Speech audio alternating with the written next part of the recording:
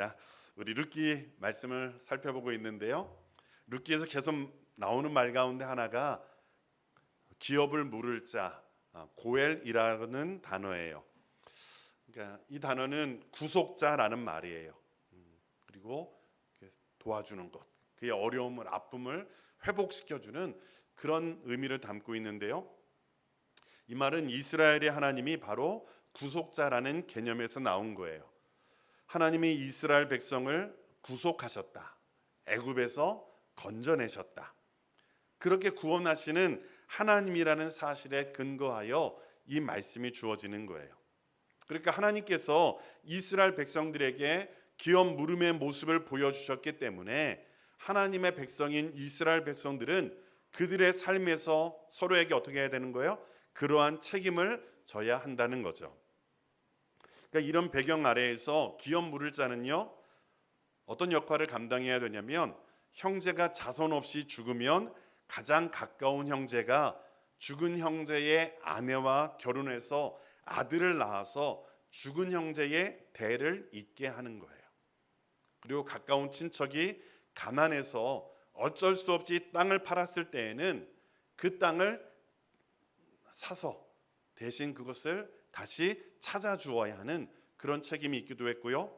또 친족이 억울하게 죽었다면 그 억울함을 대신 복수하여서 그것을 갚아줘야 하는 의무, 그런 권리가 지닌 것을 기업 물을 자다라고 하는 거예요. 그러니까 이 기업 물으는 정신은요, 신약에서는 형제 사랑의 정신으로 이어지는 거예요. 그것도 마찬가지죠. 예수님께서 우리의 구원자가 되셨다라는 데 기초하는 거예요. 여러분, 예수님께서 저와 여러분들을 위해서 죽으실 필요가 있으셨나요? 없으셨죠. 예수님은 죄고 없으신 분이에요. 하나님이시잖아요. 근데 그 하나님께서 왜 이 땅에 오신 거예요? 저와 여러분들을 사랑하셨기 때문에. 그러니까 저와 여러분들을 사랑하셨기 때문에 한없는 자비와 긍휼로 우리를 위해 십자가를 지셨고, 그 하나님의 한없는 사랑으로 우리를 위해 고통도 마다하지 않으셨다라는 거예요. 그래서 우리에게 구원을 허락하여 주신 거예요. 그 구원, 우리에게 허락하신 그 구원을 우리가 받았기 때문에 이제는 그 구원을 받은 저와 여러분들이 그런 마음으로 살아가야 된다라는 것이지요. 그래서 빌립보서 2장 5절을 보면 너희 안에 이 마음을 품으라 곧 그리스도 예수의 마음이니, 우리를 위해서 희생하시고 십자가에 달려 돌아가시고 겸손하게 이 땅에 오신 그 예수 그리스도의 마음을 우리가 품으라는 거예요. 그 마음을 품고 빌립보서 2장 4절을 보면 각각 자기의 일을 돌아볼 뿐더러 또한 각각 다른 사람들의 일을 돌아보라, 이렇게 말씀해요. 그러니까 나만 생각하지 말고 누구도 생각하라는 거예요. 다른 사람들, 다른 형제들, 다른 이웃들의 모습을 돌아볼 줄 아는 것, 그것이 바로 하나님의 마음을 품은, 예수 그리스도의 마음을 품은 하나님의 사람들의 모습이다라는 것을 보여주는 거죠. 그래서 우리는 그렇게 살아야 돼요. 그래서 그렇게 삶을 통해서 우리가 하나님의 자녀라는 것을 확인하는 거고요. 그렇게 사랑을 베풀 때에 여러분, 그 사랑을 받은 사람은 뭘 깨달을까요? 그런 사랑을 받은 사람은 여러분, 하나님이 살아계셔서 우리를 돌보고 계신다라는 것을, 그것을 통해서 깨닫는 거예요. 여러분, 주의 종들이 참 어렵게 사시는 분들 참 많잖아요. 근데 그들의 입술에서 나오는 고백이 뭐냐면, 그 어려운 중에도 하나님께서 지키세요, 안 지키세요? 지켜주신다는 거예요. 어떻게 지키실까요? 눈에 보이지 않는 많은 손길들을, 그들의 사랑을 통해서 그것을 경험하게 하시는 거예요. 그래서 제가 볼 때 굶어 죽는 목사님들을 본 적이 없어요. 정말 어렵거든요. 제가 통영에 있을 때 거의 반 이상의 교회가 성도들이 10명이 안 되는 교회들이 참 많아요. 뭐 섬 같은 데 보면 뭐 2명, 3명 이렇게 살아가는 분들이죠. 그런 분들이 먹고 사는 것 때문에 물론 어렵죠. 당연히 어렵죠. 근데 하나님께서 은혜를 베풀어 주시는 거예요. 누구를 통해서요? 예수 그리스도의 마음을 품고 사랑을 실천하는 하나님의 백성들의 손길을 통해서 그 은혜들을 경험하고 하나님의 살아계심을 경험하는 거예요. 저는 우리 교회가 그런 교회가 되기를 간절히 소원합니다. 어려움 중에 있는 자들이 그 어려움 중에도 낙심하지 않는 거예요. 왜요? 서로 돌아보고 사랑을 나누기 때문에. 그래서 그것을 통해서 사람을 의지하는 것이 아니라 그런 마음을 허락하신 하나님의 은혜가 얼마나 귀하고 값진 것인지, 그리고 하나님께서 살아계셔서 역사하신다라는 것을 우리가 모두 함께 고백하고 찬양할 수 있는 우리 꿈 있는 교회가 되기를 간절히 소원합니다. 기업 물을 자라는 것이 그런 거예요. 서로의 삶을 돌아보는 것. 오늘 본문은요, 그런 배경 아래에서 나오미가 자기의 며느리에게 명령하는 내용이에요. 근데 그 명령이 그냥 너 이렇게 해, 저렇게 해가 아니라 사랑의 마음에서 나오는 명령이라는 것을 우리가 기억해야 되는데요. 우리 1절 말씀을 같이 한번 읽어보도록 할게요. 시작. 이에 따라 내가 너를 위하여 안식할 곳을 구하여 너를 복되게 하여야 하지 않겠느냐. 아멘. 지금까지 여러분 나오미는요, 룻에게 이래야 된다 저래야 된다 말한 적이 있어요? 없어요? 없어요. 고향을 떠나올 때 너희들 어디로 가라? 너의 고향으로 가라, 이렇게 말했을 뿐이에요. 돌아와서도 별로 이야기하지 않았어요. 베들레헴에 돌아온 이후 지금까지 모든 삶을 주도했던 것은 룻이었어요. 밭에 나가서 이삭을 줄 계획을 세운 것도 룻이었고, 직접 나가서 이삭을 주운 것도 룻이었어요. 나오미는 그런 룻에게 그냥 가라 그러고 말할 뿐 아무것도 하고 있지 않았다라는 거예요. 제가 지난 시간에 왜 그랬다고 이야기했죠? 나오미가 힘이 없고 늙어서 또 몸에 병이 있어서 그랬다고요? 아니죠. 어디에 병이 있다고요? 마음의 병이 있어서. 그래서 마음의 병이 있어서 의욕도 없고 열정도 없고 관심도 없었던 거예요. 룻이 의욕적으로 내가 밭에 나가서 이삭을 줍겠습니다 그렇게 이야기할 때에도 아마 나오미는 별 기대도 하지 않았을 거예요. 그래, 네가 하고 싶으면 가서 한번 해봐, 그런 정도였겠죠. 그랬던 나오미가요, 지금은 달라진 거예요. 이제는 가만히 앉아있고 아무것도 하지 않아도 되는 그런 상황이 아니라는 것을 그가 깨달은 거예요. 이제는 일어나야겠다라고 생각했어요. 왜요?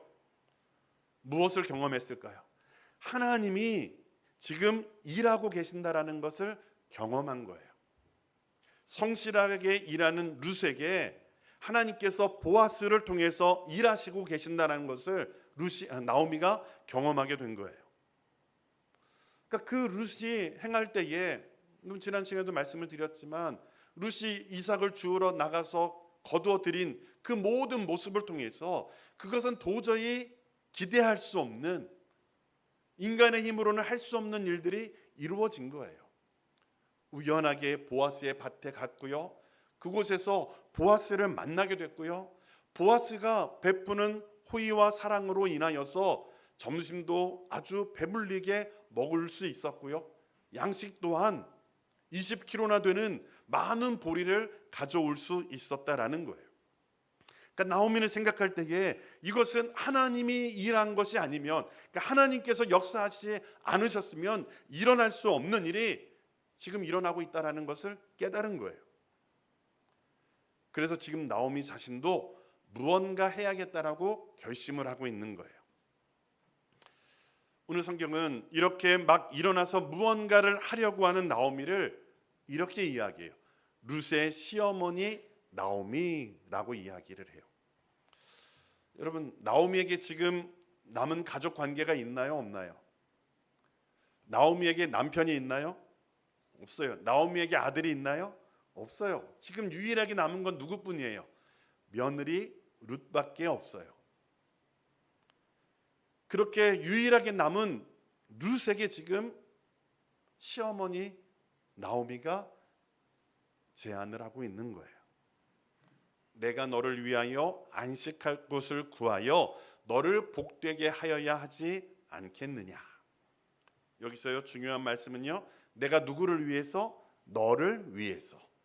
그리고 복되게 하여야 하지 않겠느냐라는 말이에요. 이 말씀을 간단하게 표현하면 나오미가 내가 이제 너를 행복하게 해주고 싶다라는 거예요. 여러분, 나오미의 입장에서 룻이 없으면 돼요, 안 돼요? 안 되잖아요, 그렇죠? 근데 지금 이 나오미가 누구를 위해서 일하고 싶은 거예요? 룻을 위해서 일하고 싶은 거예요. 지금까지는 누가 나오미를 위해서 일했죠? 룻이 나오미를 위해서 일했어요. 나오미를 위해서 모든 것을 다 내려놓고 나오미를 쫓아서 이 먼 곳까지 누가 왔어요? 룻이 온 거예요. 룻이 나오미를 돌봤고요. 룻이 그 나오미를 위해서 밭으로 나갔고요. 룻이 그 나오미를 위해서 이삭을 주었던 거예요. 나오미는 그 룻의 마음, 자신을 위해서 죽음도 각오하고요, 모든 것을 포기한 룻이었는데 지금 나오미가 룻을 위해서 해줄 수 있는 것이 여태까지는 아무것도 없었어요. 해줄 수 있는 것이 없었어요. 할 수 있는 것이 없었어요. 그런데요, 지금 이제 나오미가 룻을 위해서 자기가 해야 될 일이 있다라는 것을 깨닫게 된 거예요. 발견하게 된 거예요. 그래서 지금 자신이 해줄 수 있는 가장 최선, 그것이 무엇인지를 발견하고 그것을 위해서 일하고 있다라는 거죠. 여러분, 과부로 오랜 세월을 보낸 나오미가 지금 룻에게 가장 필요한 것이 무엇이라는 것을 알까요, 모를까요? 알고 있는 거예요. 지금 나오미는요, 자기가 여태까지 경험한 것에 비추어 볼 때에 지금 룻에게 필요한 것은 양식이 아니에요. 일용할 양식은 잠깐의 배부름을 허락하여 줄 수는 있지만 그에게 진정한 안식과 행복을 줄 수는 없는 거예요. 지금 이 룻이 진정한 안식을 얻기 위해서는 누가 필요한 거예요? 남편이 필요한 거예요. 왜요? 젊은 여인이니까요. 룻이 남편을 얻고 새 가정을 꾸려서 안락하고 행복하게 사는 것, 이것이 나오미의 목적이자 동기라는 거예요. 그러니까 나오미는 결코 자신의 행복을 위해서 또는 보아스의 재산을 노려서 룻을 이용하는 것이 아니라는 거예요. 물론 나중에 룻과 보아스가 결혼하게 되고요, 결과적으로는 나오미에게도 행복을 가져다 주었어요. 그렇지만 나오미의 동기가 자신의 행복이 아니라 룻의 행복이었다는 사실을 우리는 결코 잊어서는 안 되는 거예요.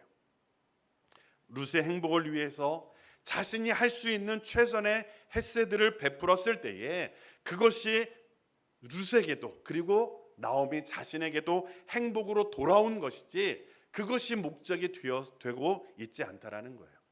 여러분, 그런 경험 없으신가요?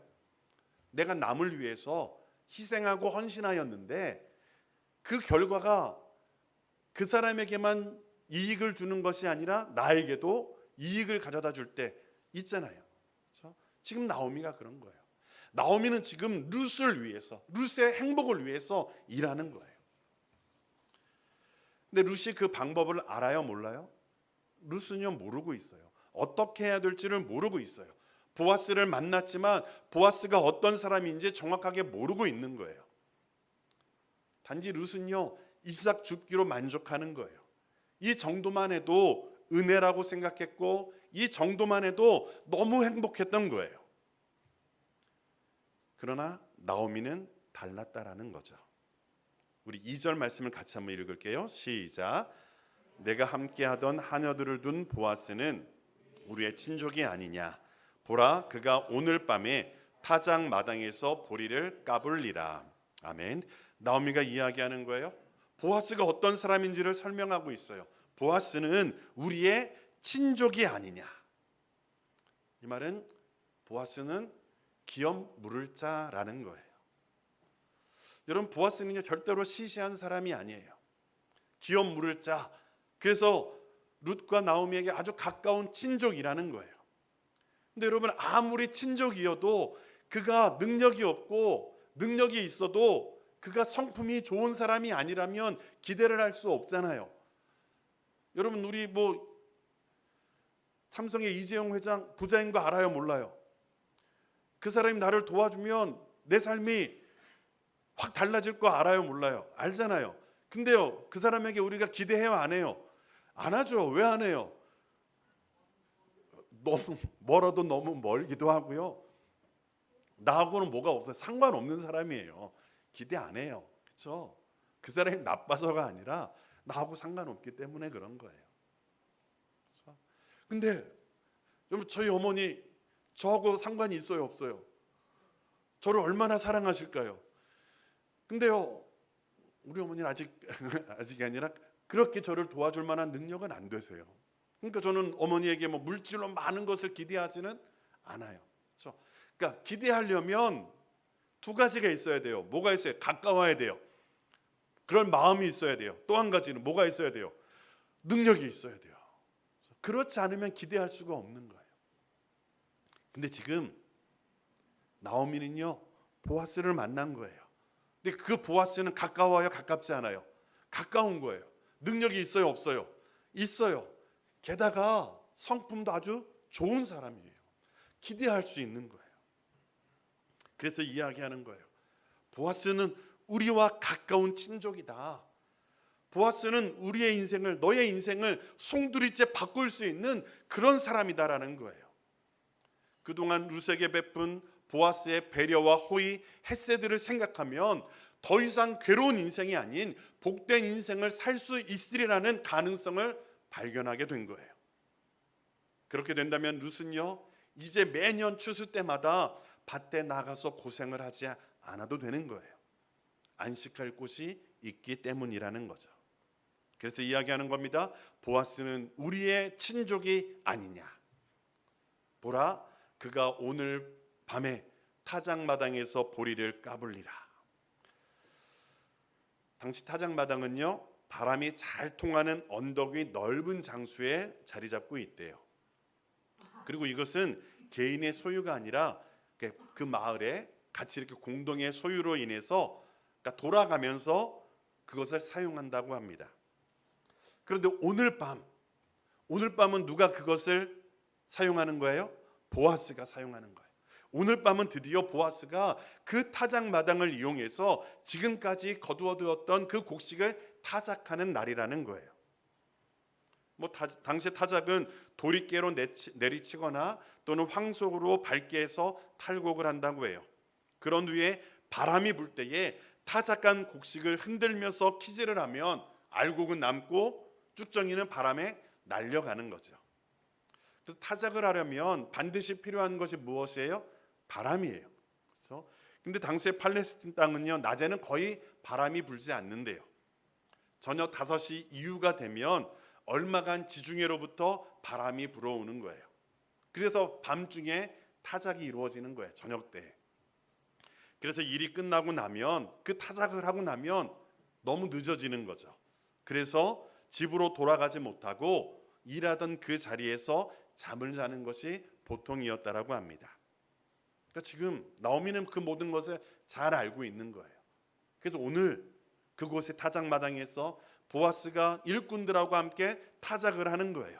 그리고 그곳에서 음식을 먹고 마시면서 그 후에는 그곳에서 잘 것이라는 것을 나오미가 알아요, 몰라요? 알고 있는 거예요. 평소 보아스의 인격이나 성품을 보면 절대로 일꾼들을 그냥 내버려 두고 너희들 열심히 일해, 그러고 나는 편하게 집에 가서 잘게, 이럴 사람이 아니라는 것을 알고 있는 거예요. 그 나오미는요, 오늘 밤이 보아스를 만날 가장 좋은 기회라는 것을 알고 있는 거예요. 그래서요, 나오미는 룻에게 조금은 이상한 지시를 하고 있어요. 우리 3절 4절 말씀을 같이 읽을게요. 시작. 그런즉 너는 목욕하고 기름을 바르고 의복을 입고 타작마당에 내려가서 먹고 마시기를 다 하기까지는 그에게 보이지 말고 그가 누울 때에 너는 그가 눕는 곳을 알았다가 들어가서 그의 발치 이불을 들고 거기 누우라. 그가 내 할 일을 내게 알게 하리라 하니. 아멘. 나오미가 룻에게 어떻게 해야 할지를 지시하고 있는데요. 세 부분으로 나눌 수 있어요. 첫 번째는 룻의 개인적인 준비고요. 두 번째는 보아스를 만나기 전에 어떻게 해야 되는지, 세 번째는 보아스를 만나기 위해서 어떻게 해야 되는지를 보여주고 있어요. 첫째로 룻의 개인적인 준비인데요. 룻에게 몸단장을 하라는 거예요. 너는 목욕을 하고 기름을 바르고 의복을 입어라. 목욕하고 기름을 바르고 의복의 일부라는 것은요, 마치 신랑을 위해서 단장하는 신부의 모습을 보여주고 있어요. 그리고 또 여기에는요, 과부로서의 지난 모든 과거를 털어버리고 새로운 삶을 시작할 준비를 하라는 의미도 담겨져 있는 거예요. 그래서 지금 여태까지 룻은요, 과부였잖아요. 과부로서 남편을 잃고 지금 이곳에 왔어요. 그러니까 여러분, 꾸몄을까요? 안 꾸몄을까요? 안 꾸몄겠죠. 뭐 꾸밀 만한 여유도 없을 뿐만 아니라 그런 마음도 없었겠죠. 그런 룻에게 시어머니 나오미가 이야기하는 거예요. 목욕을 하고 기름을 바르고 의복을 입고 준비하라는 거예요. 두 번째로 보아스를 만나기 전에 취해야 할 행동으로서요, 모든 준비를 한 후에는 타작마당으로 내려가서 때를 기다리라는 거예요. 그곳에 있다라는 것, 룻이 그곳에 있다는 것을 보아스가 알아서는 돼요, 안 돼요? 안 되는 거예요. 보아스가 룻을 발견하고 너 여기 왜 왔니? 이렇게 이야기하면 안 된다는 거예요. 왔다라는 것을 몰라야 되는 거예요. 세 번째로 보아스를 만나기 위해서 어떻게 해야 되는지, 어떻게 하라고 이야기해요? 표현하기는 좀 그런데 보아스가 자고 있는 그 잠자리로 들어가라는 거예요. 그가 누울 때에 그가 눕는 곳을 잘 보고 있다가 보아스가 눕고 있는 그곳에 가서 그의 발치 이불을 들고 거기 누우라는 거예요. 여러분, 보아스는 일하고 음식을 먹고 뭐 술도 좀 마셨겠죠. 약간은 좀 기분이 좋아요, 안 좋아요? 좋을 때잖아요. 저는 술을 안 마셔봐서 잘 모르겠는데 술은 중학교 2학년 때 딱 한 번 소풍 갔다가 오는 날 이렇게 애들끼리 맥주 한 캔이 남아갖고 한 모금 먹은 기억이 유일한 기억인데요. 그 후로는 한 번도 이렇게 마셔본 적은 없어요. 근데 뭐 술을 마셔본 사람들의 말을 빌어서 하면 기분 좋게 마시면 기분도 좋고 잠도 잘 와요, 안 와요? 잘 온다고 대답하시는 분은 조금 하여튼 그렇잖아요. 이게 좀 어느 정도 기분도 좋고 배도 부르고 또 일을 다 마치고 난 이후니까 얼마나 행복하겠어요, 그렇죠? 일꾼들하고 열심히 일해갖고 일을 마치고 음식을 먹고 술을 마시고 해서 기분 좋았을 때, 그래서 잠자고 있는데 그곳에 어떻게 하라는 거예요? 몰래 자고 있을 때 몰래 들어가서 그의 발치 이불, 이렇게 표현을 했는데 이 표현이 어떤 표현인지 학자들마다 달라요. 이 발치 이불이라는 것에 발을 들어라 이러는 표현인데, 어떤 학자는 그가 입고 있는 옷을 아랫도리를 살짝 이렇게 벗겨라 뭐 이런 표현이라고 이야기하기도 하고요. 그러니까 약간 성적인 어떤 그런 것을 내포하고 있는 그런 표현이라는 거예요. 하여튼 뭐 그런 표현이 아닐지라도 남자가 자고 있는 곳에 여자가 몰래 들어가서 그 옆에 눕는다라고 하는 것은 그 의도가 분명해요, 분명하지 않아요? 분명한 거예요. 그래서 이 부분이 가장 이해하기 어려운 말씀 가운데 하나예요. 아무리 봐도 부도덕한 모습이잖아요. 근데 그것을 또 누가 시켜요? 시어머니가 시키는 거예요. 시어머니가 며느리에게 그렇게 시키는 거예요. 왜 이렇게 무리한 지시를 내리고 있는 것일까? 다른 방법은 없는 건가? 여러분 한번 생각해 보세요. 룻이 보아스를 만나서 기업 물을 권리를 주장하며 청혼할 수 있는 방법이 있을까요? 조금 여러분에게 비슷한 급이면 가능도 하잖아요. 그런데 지금 속된 말로 급이 달라요? 같아요? 달라요. 달라도 너무 다르잖아요. 보아스는요, 부자예요. 아주 부자하고요, 성공한 사람이에요. 그에 비해서 룻은요, 파산했어요. 아무것도 없어요. 과부예요. 게다가 이방 여인이에요. 보아스와 룻이 만난다는 것, 그것은 보아스가 그를 부르지 않으면 불가능한 일이고요, 만난다 할지라도 그 자리에서 뭐 결혼을 이야기할 만한 그런 상대가 아니라는 거예요. 단지 보아스가 선한 마음으로 자기 밭에 나와서 이삭을 줍고 있는 여인에게 도움을 줄 수 있을지는 몰라도 결혼을 이야기할 만한 그런 상대는 아니라는 거예요. 나오미는 아무리 생각해도 방법을 찾을 수가 없었던 거예요. 그가 찾았던 유일한 방법은 바로 이거예요. 보아스가 모든 일을 마치고 누워 있을 때 그곳으로 룻이 몰래 들어가는 거예요. 그 모습은 청혼하는 모습과도 같은 거거든요. 그런데 여러분, 나오미가 룻을 이렇게 보내는 것은 두 사람이 결혼하기 위한 유일한 방법이었을 수는 있지만, 그러나 그것은 매우 위험한 방법이었다라는 것을 또한 우리는 부인할 수 없어요. 여러분 생각해 보세요. 보아스가 이 룻의 접근을 불순한 것으로 여기고 불쾌하게 여길 수도 있어요. 이게 지금 뭐 하는 짓이냐? 너 내 재산을 노리고 지금 이러는 것 아니냐? 이렇게 생각할 수도 있다라는 거예요. 그러면 지금까지 룻에게 베풀었던 그 선한 호의, 그 배려마저도 잃어버릴 수 있는 거예요. 그러니까 베들레헴에서의 룻의 삶은 훨씬 더 어려워질 수도 있는 거예요. 또 한 측면에서 보아스가요, 룻과 하룻밤을 보내는 거예요. 그러고 난 뒤에 단순히 하룻밤을 즐긴 여자로 본다거나 나는 술 취해서 제정신이 아니었어, 네가 먼저 나를 유혹했다, 이렇게 이야기하면서 모른 체 한다면 룻은 더 큰 상처를 입을 수도 있는 거예요. 나오미의 계획이 성공하기 위해서는요, 딱 한 가지 방법밖에 없어요. 그것은 무엇이죠? 보아스가 나오미와 룻의 의도를 알아차리고 그들의 처지에 공감해서 그들의 계획대로 따라 주어야 하는 거예요. 그러니까 지금 이 룻의 행동을 자신을 유혹하는 행동, 자신의 재산을 노리고 하는 행동으로 보는 것이 아니라 지금 이 룻과 나오미가 정말로 기업 무르는 정신에 근거해서 지금 청혼하고 있다라는 것을 알고 그 계획대로 따라 주어야 하는 것이죠. 그 방법밖에는 없는 거예요. 그래서 나오미는 이렇게 말하고 있어요. 네가 할 일을 그가 알려줄 것이다. 이 말은 무엇이에요? 보아스가 그것에 대해서 어떻게 해야 될지를 말해줄 것이다. 그대로 행하라. 이렇게 이야기하는 거예요.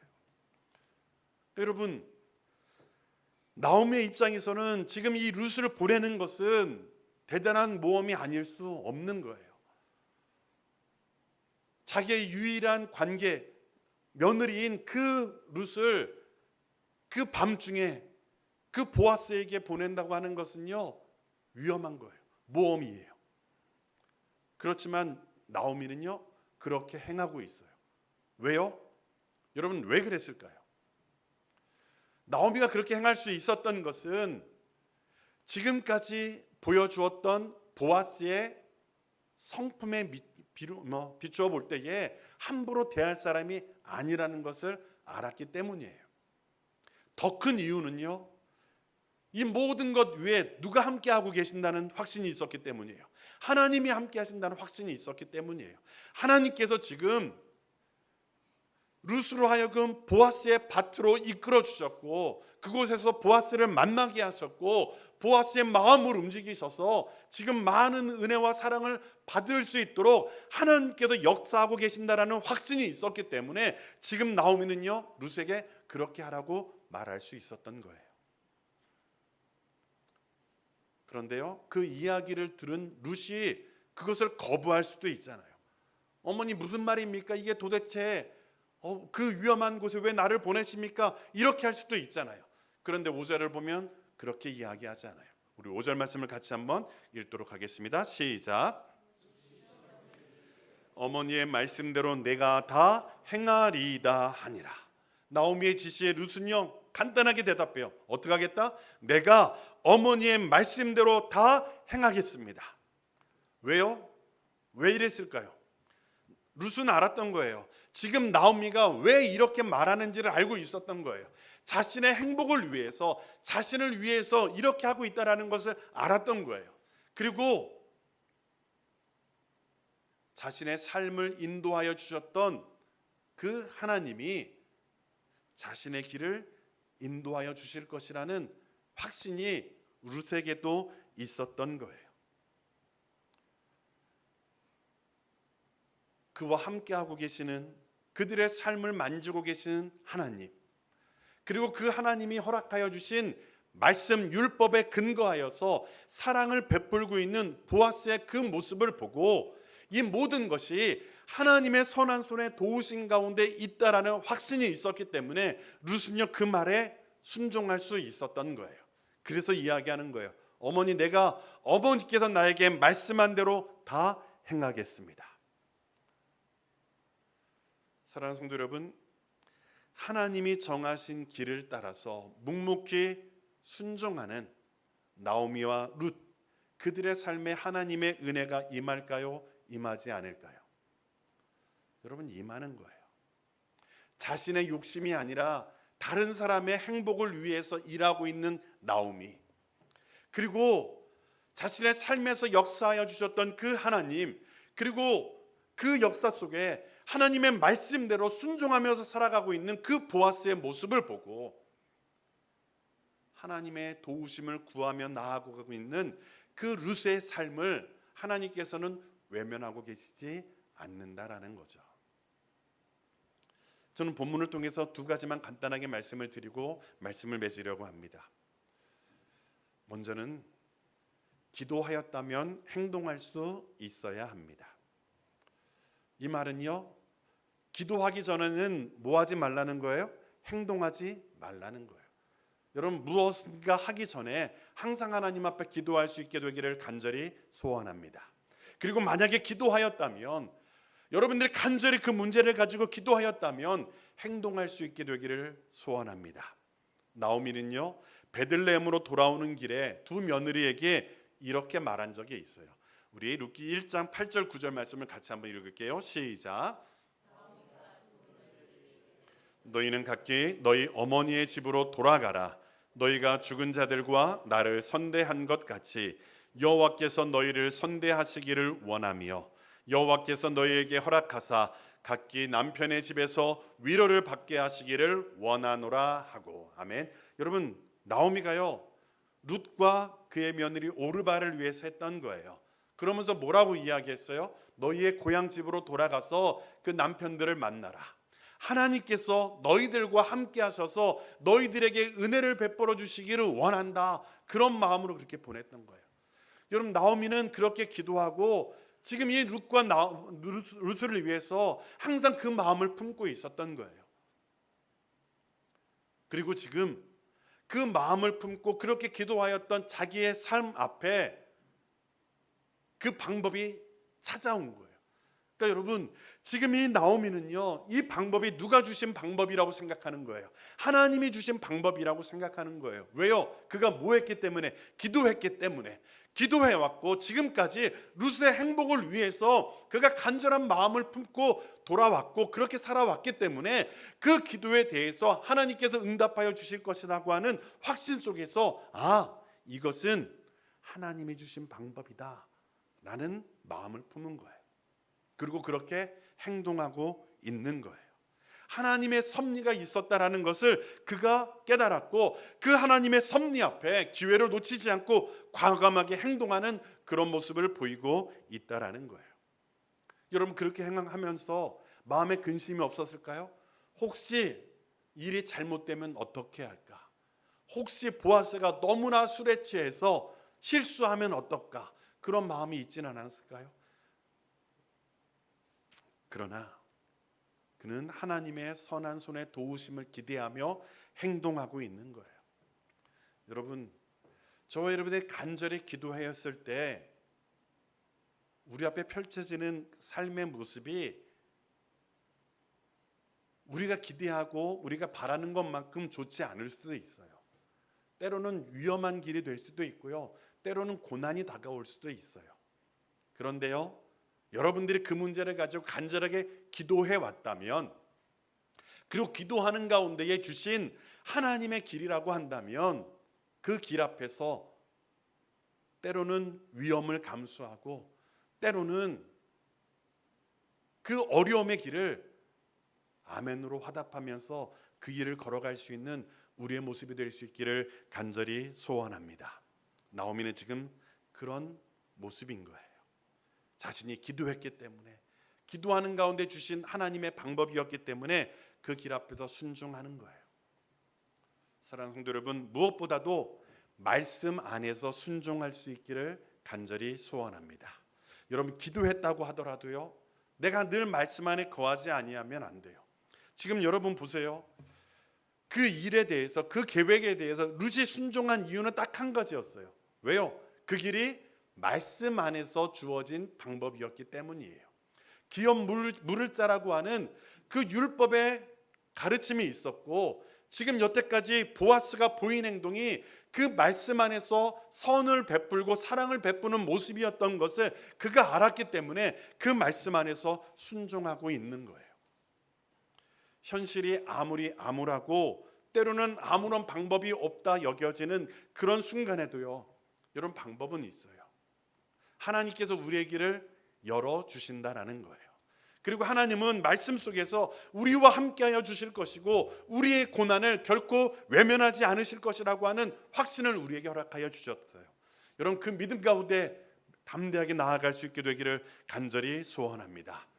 우리가 믿고 있는 하나님 때문에 그렇게 할 수 있는 거예요. 내가 아니라, 내가 가진 능력이 아니라, 내가 기도하면 내가 할 수 있어, 아니에요. 여러분, 그것은 세상 사람들이 이야기하는 긍정적인 삶의 방식이에요. 그러나 하나님의 사람들이요, 그렇게 사는 것이 아니에요. 내가 기도했기 때문이 아니라 나를 통해서 역사하시는 하나님이 나와 함께하여 주시고 그 하나님께서 나를 통해서 역사하여 주신다라고 한다면 내가 아니라 누가요? 하나님께서 그 길을 인도하여 주실 것이다 라는 믿음을 가지고 나아갈 수 있게 되기를 간절히 소원합니다. 나오미는요, 그리고 룻은요, 밤길을 지나 타작마당으로 내려가는 모험을 지금 감행하고 있어요. 왜 그럴까요? 그들의 눈에 보이는 이삭을 줍는 것, 그것이 전부라고 생각했다면 그럴 필요가 없어요. 그런 것이라면 그냥 지금 그대로 있으면 돼요. 그런데요, 지금 그들에게 필요한 것은 단지 이삭이 아니라, 눈에 보이는 먹을 것이 아니라 그 이삭을 베풀어주는 참된 안식이 필요했기 때문에 그렇게 하고 있는 거예요. 사랑하는 성도 여러분, 저와 여러분들이 지금 구해야 될 것은 무엇일까요? 여러분들 앞에 펼쳐져 있는 먹고 사는 문제, 기도하셔야 돼요. 그런데 여러분, 그것이 우리의 기도의 전부가 되어서는 안 되는 거예요. 왜요? 여러분, 정말 우리에게 필요한 것은 먹고 사는 문제가 아니라 그 먹고 사는 문제를 해결해 주시는 하나님 아버지를 만나야 되는 거예요. 여러분, 하나님 아버지를 만나지 못하면 우리들은 평생 무엇을 위해서 기도할까요? 평생 먹을 것, 입을 것, 마실 것만을 위해서 기도하는 인생이 되는 거예요. 근데 여러분, 예수님께서 우리에게 뭐라고 말씀하셨어요? 무엇을 먹을까, 무엇을 마실까, 무엇을 입을까 염려하지 말라. 그 모든 것은 하나님께서 허락하여 주신다라는 거예요. 근데 여러분, 우리는 여전히 그것에 매달려 있지 않나요? 여러분, 우리가 진정 구해야 될 것은 그게 아니에요. 하나님을 만나셔야 돼요. 그리고 그 하나님이 내 삶의 주인이 되셔서 늘 하나님과 동행하는 그 길을 여러분들이 꿈꾸셔야 된다는 거예요. 누구처럼요? 요셉처럼. 여러분 요셉의 인생을 보세요. 여러분 요셉이 얼마나 삶에 많은 고난과 어려움이 있었나요? 근데 여러분 요셉은요 그 순간 눈에 보이는 것을 해결하기 위해서 기도하는 사람이 아니었어요. 그가 꿈꿨던 것은 하나님 그 자체였다라는 거예요. 하나님과 동행하는 것이었고 하나님의 말씀이 그에게 말씀하신 대로 순종하는 거였어요. 그렇게 살아갈 때에 하나님께서 요셉과 동행하셨고 그렇게 살아갈 때에 그의 삶이 형통한 인생이 되었다라고 성경은 기록하고 있는 거예요. 사랑하는 성도 여러분, 눈에 보이는 것만을 구하는 그런 인생이 되지 않기를 간절히 소원합니다. 거기서 넘어가셔야 돼요. 룻과 나오미가 밤길을 지나 타작마당으로 나아가서 그들에게 참 안식을 허락하여 주는 보아스를 소망했던 것처럼 저와 여러분들의 인생도 눈에 보이는 것을 쫓아가는 인생이 아니라 그 너머에 계시는 하나님을 만나고 참된 안식을 주시고 참된 기쁨을 주시고 참된 평안을 주시는 하나님을 만나는 그런 인생을 꿈꾸셔야 된다라는 거예요. 여러분 하나님이 우리와 함께 하시고 하나님이 우리의 삶의 주인이 되시면 여러분들이 날마다 고백할 수 있다면 우리 앞에 어떤 어려움이 다가온다 할지라도 우리는 염려하지 않을 수 있어요. 왜요? 누가 계시기 때문에? 하나님이 나와 함께하여 주시기 때문에. 그 믿음을 가지고 담대하게 주의 길을 걸어가는 우리 모두가 될 수 있기를 간절히 소원합니다. 하나님 주님이 나에게 필요합니다. 하나님 주님이 나에게 필요합니다. 날마다 그 주님을 구하며 주님이 말씀하시는 그곳에서 믿음으로 걸어가는 우리의 삶이 되기를 원합니다. 그런 마음으로 날마다 주님 앞에 나아가시는 우리 모두가 될 수 있기를 주님의 이름으로 축원합니다.